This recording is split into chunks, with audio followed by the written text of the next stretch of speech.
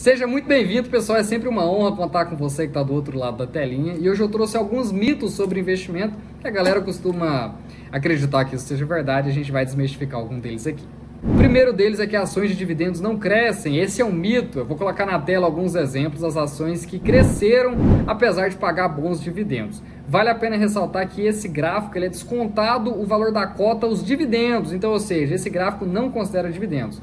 Se a gente fosse considerar os dividendos, a gente teria, na verdade, um potencial maior ainda do que você está vendo no gráfico. O segundo deles é que só investe quem é rico. Esse é um mito, né? Um mito muito comum que as pessoas acreditam que só investe quem é rico. Na verdade, é justamente o contrário.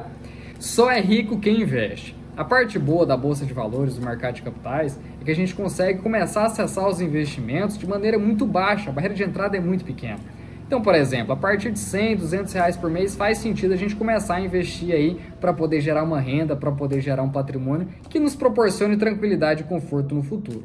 Por exemplo, a gente tem até o valor de uma cota, Itaúsa mesmo custa ali próximo dos 10 reais. Então, só justificando, a barreira de entrada é muito baixa e não somente investe quem é rico. O próximo deles, em terceira posição, é que a bolsa é cassino. Esse é um pouquinho curioso, porque ele não é nem verdade nem mito. Na verdade, ele depende da ocasião. Se a pessoa for aventureira e usar a bolsa de valores para poder se divertir ali, querer fazer algumas jogadas e utilizar aquilo ali como um jogo, certamente a bolsa é um cassino. Gente que faz estratégia all-in, que é o quê? Pegar todo o dinheiro e colocar num único ativo, numa única ação. E aí muitas das pessoas que fazem isso procuram empresas que apresentam um potencial grande, só que com um risco desajustado, ou seja, ela sofre um risco muito maior para poder obter o retorno. Então a relação risco-retorno fica muito prejudicada. Então a gente teve casos aí de vários investidores entrando em Oi, inclusive até um caso curioso. A Oi tem mais acionistas do que o próprio Banco Itaú, que é uma das principais empresas da bolsa. Então, a bolsa de valores ela é cassino para quem é aventureiro, para quem investe de maneira olhando para o longo prazo e buscando gerar uma renda, gerar um patrimônio que te proporcione conforto no futuro. Certamente a bolsa de valores não é um cassino, é um instrumento muito interessante, um instrumento muito eficiente para poder gerar conforto, gerar constituição de riqueza. Pegando o gancho já no aspecto anterior, quanto mais mexe, mais se ganha. Na verdade, a gente até poderia falar o contrário. Quanto menos mexe,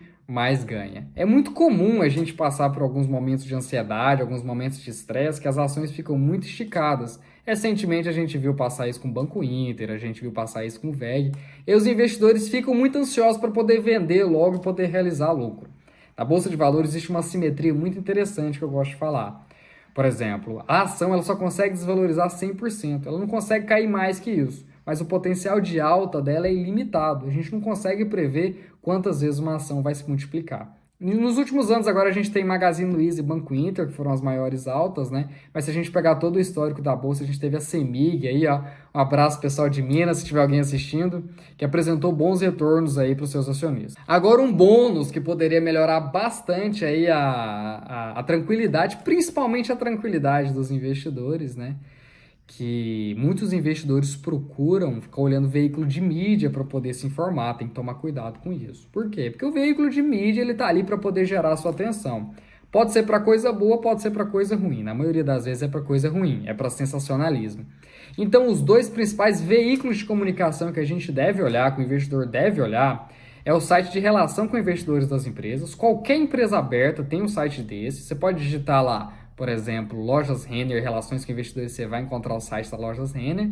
E também, esse é no cenário micro, se você quiser saber da empresa. Se você quiser saber como é que anda o país, existem um site do Banco Central que informa tudo isso lá no Tesouro Direto. Então, o próprio Tesouro do país informa como andam os dados, aí, os balanços do próprio país.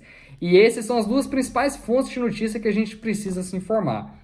Já as outras, é bom a gente tomar cuidado justamente porque existe um viés aí. Lá, consegue ter a visão estratégica de parte dos executivos da empresa. Pessoal, esse foi o vídeo. Se tiver gostado, aí deixa um comentário, deixa um like. Compartilhe com alguém que você acha que faça sentido entender um pouquinho mais desse vídeo. Vale a pena ressaltar que isso não é nenhuma recomendação, nem de investimentos, nem de ativos. O conteúdo ele é exclusivamente educacional. Qualquer coisa, as minhas credenciais estarão na descrição. Qualquer coisa pode entrar em contato, pode ficar super à vontade. E aí assim a gente se encerra por aqui.